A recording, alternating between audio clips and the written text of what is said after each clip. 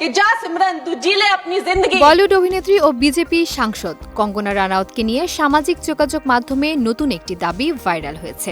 সেখানে বলা হচ্ছে, ভারতের কেন্দ্রীয় শিক্ষামন্ত্রী হওয়ার জন্য তিনি নাকি প্রধানমন্ত্রী নরেন্দ্র মোদীর কাছে আবেদন জানিয়েছেন। তবে বিষয়টি নিয়ে শুরু হওয়া আলোচনার মধ্যে স্পষ্ট হয়েছে দাবিটির কোনো সত্যতা নেই। ভাইরাল পোস্টে লেখা হয়েছে, নরেন্দ্র মোদীজির কাছে আমার অনুরোধ, আমাকে ভারতের শিক্ষামন্ত্রী করা হোক। শিক্ষার গুরুত্ব আমি বুঝি, কারণ আমি প্রথম বলেছিলাম যে ভারত 2014 সালে স্বাধীনতা পেয়েছে। পোস্টটিতে আরও দাবি করা হয়, নিট পরীক্ষার্থীদের জন্য তার বিশেষ পরিকল্পনা রয়েছে। যারা প্রেক্ষাগৃহে গিয়ে কঙ্গনার সিনেমা দেখবে তারা পরীক্ষায় অতিরিক্ত নম্বর পাবে।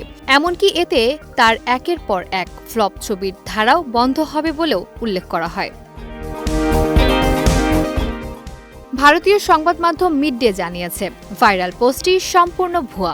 কঙ্গনা রানাউতের কোনো ভেরিফাইড সামাজিক যোগাযোগ মাধ্যম অ্যাকাউন্টে এমন কোনো পোস্ট পাওয়া যায়নি। তার লেখার ধরন অনুসরণ করে কৃত্রিম বুদ্ধিমত্তা এআই ব্যবহার করে এটি তৈরি করা হয়েছে বলে প্রতিবেদনে উল্লেখ করা হয়েছে।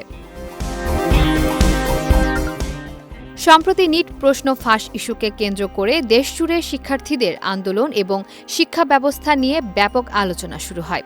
সেই প্রেক্ষাপটেই কঙ্গনার নামে ভুয়া পোস্টটি দ্রুত ছড়িয়ে পড়ে এবং অনেকেই সেটিকে সত্য বলে ধরে নেন।